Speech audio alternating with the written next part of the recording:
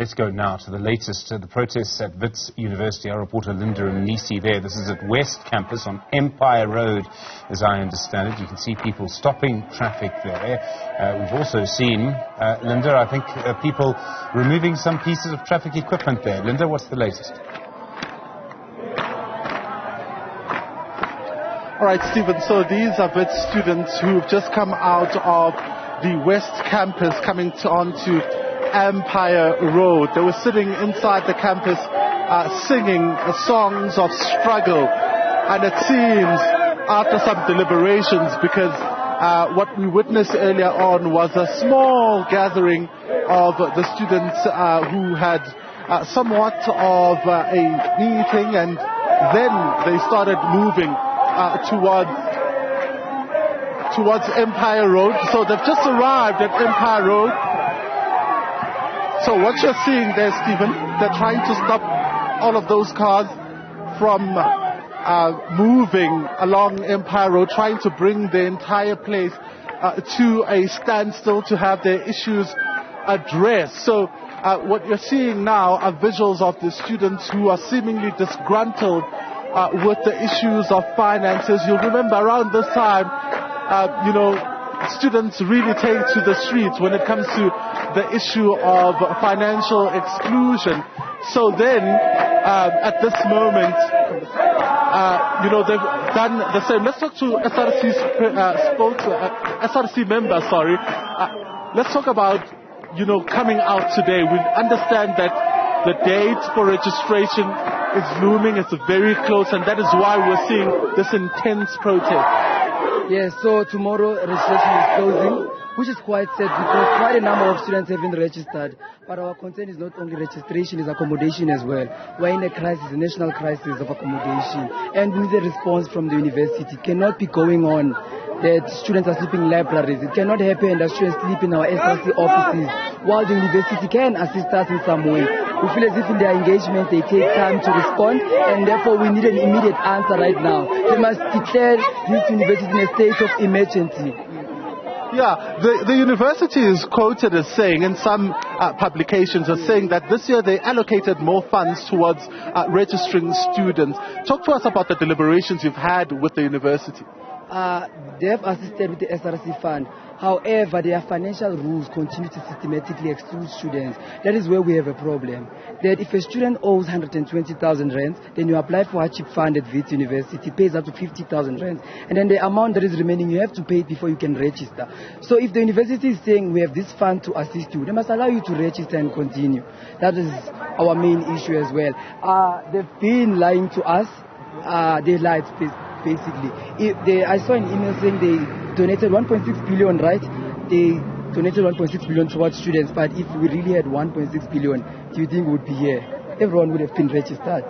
And I want us to have this conversation while walking, Stephen, because the students are moving and the traffic will also start moving. So I'll continue my conversation then with you, Karabo.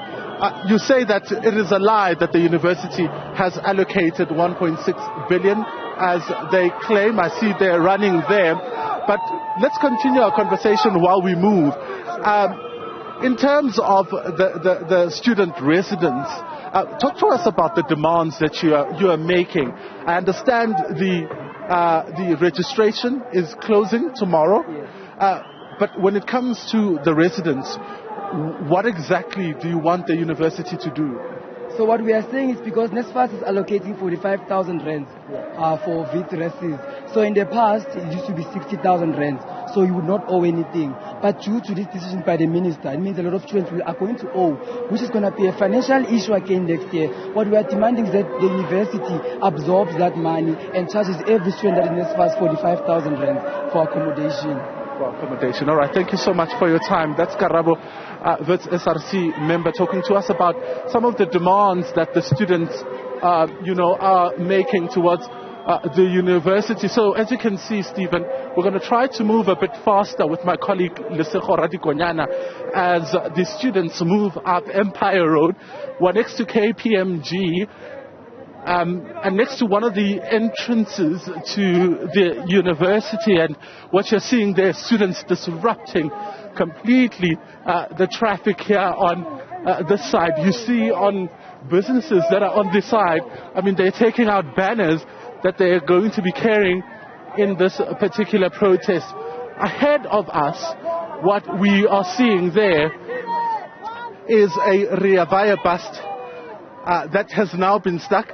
And in fact, this road goes on to the M1 South that you're seeing there on our left. So the students now at one of the intersections, at one of the traffic lights that you're seeing there, we're going to try to get a bit closer so that we get a sense of what it's looking like at the moment. So top of the agenda for these students are issues of registration. As you would have heard, they're saying that registration is closing tomorrow, and students who have a debt of 150,000 rands and below need to be allowed to register. The issue around accommodation as well, still topping the agenda. They say they're tired of students sleeping in libraries, so they want that same issue to be addressed. They're saying that the university's claims that it has allocated money, towards students' registration is, of course, a lie. So a number of cars that are coming towards the M1 South now completely stopped. We're moving towards the Rea Vaya bus that has been stopped by the students. We're right opposite, Stephen, the KPMG. So you're seeing there what looks like a female inside that bus trying to, of course, I suppose, close the windows there as it has come to a complete halt. So what you're seeing there is that lady inside the bus apologizing from inside that bus. So the protest is now moving towards the top of Empire Road, still along Empire Road. So the students there making sure that at this very moment their issues are heard. As you would have heard there, the registration is closing tomorrow, which makes this matter a matter of urgency, and that is why you're seeing what you're seeing at the moment. Stephen? And Linda, I mean, the mood there, people certainly very energetic. I mean, are people very angry as well?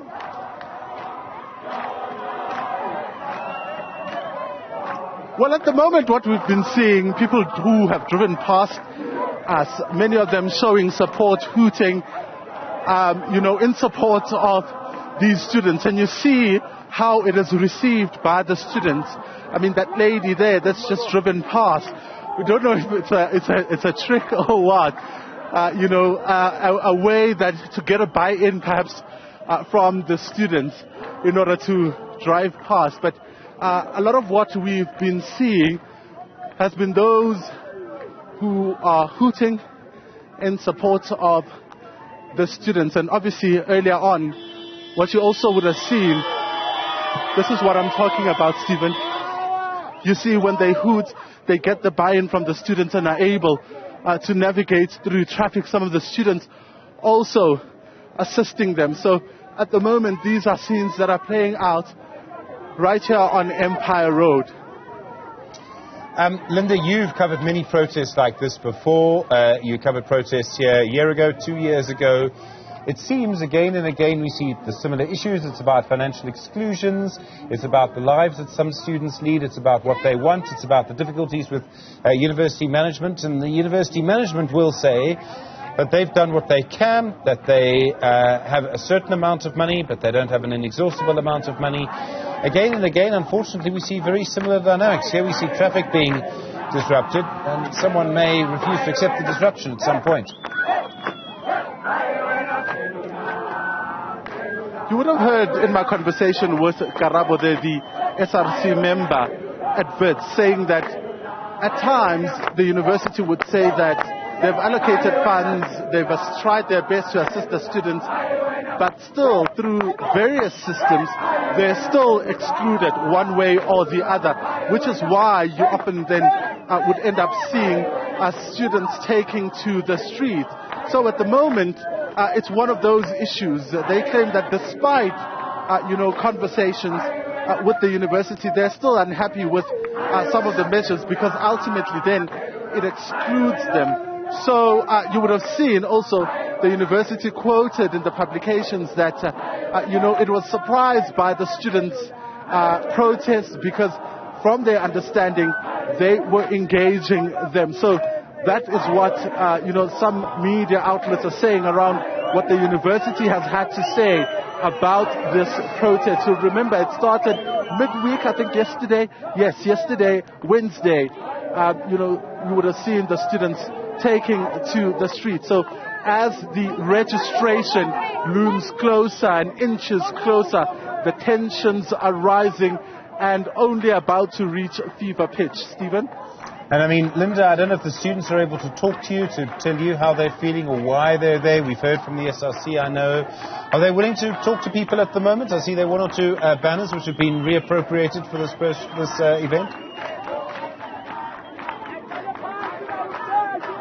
Indeed, Stephen, they're open to having conversations, but you can only imagine at this moment as they're trying and focused on, the protests and getting other students to really participate and listen and observe all the instructions. It looks like now, they are going to move as well.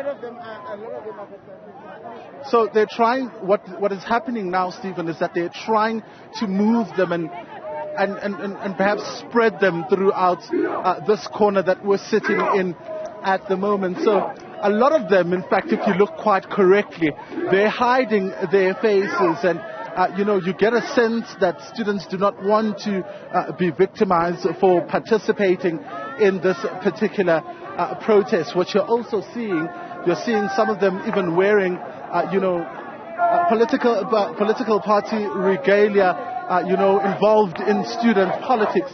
So for fear, obviously, of being victimized, many of them are closing their faces. But for those who do not mind, they continue really with the protests and making sure that their voices are being heard. I'm just going to try to move and see, if I can speak to some of the students. Talk to us about why you're here. We are financially excluded, so we can't register because of our student debt. But that shouldn't be so. Yeah. It's not like I'm rich. Where can I get 123,000 on the dot? Have you been able to register when yourself? I haven't. I've been attending classes, but I'm not registered. That's how bad it is. So we want this debt to be cleared. We want to register, because even I qualify for NSFAS and everything, but then I'm still told to settle my debt. The fact that I qualify for NSFAS says a lot. You get what I'm saying? Yeah. So that's what we're fighting for. Talk to us about the implications of that. You attending class despite your fees not being settled. What can I do with Wits? This is the only language that they understand. So it's really hectic, bro. All right. Thank you so much for your time. Quite a strong point they made at the end, saying that this is Wits, this is the only language that they understand. So quite a number of students, we're going to try to just move around as well to try and get a few students. Hey, how's it? Talk to me about why you're here. I'm here because we didn't register. Yeah. Have you managed to register when yourself? I know you say you guys haven't been able to register, but talk to me about you. Oh, myself, I have registered. Yeah, so I'm here for my bros and my sisters. I can't get to school alone, attend class alone, whereas my brothers and my brethren have been registered. Yes, I'm here for them. Bros. Yeah. Talk to me about your classes then. Have they been disrupted? What have you been able to see? Pardon? Let me stand up so I can answer you. In campus, have the classes been disrupted because of this protest, do you know? Yeah, we have disrupted classes. Vet must shut down. And even Bram, no taxi is going to pass here. Everything must shut down. As long as we have been registered, my brothers and my sisters have been registered, everything is not going to work from now on. Okay. Yeah. All right, thank you so much. So the student, they're saying that we must shut it down. Students saying that this is the only language that Wits seems to understand, Stephen. Students making sure that, nobody will pass. I see here they're trying to stop this vehicle that has this lady that's driving, and inside I see there are also students. Stephen?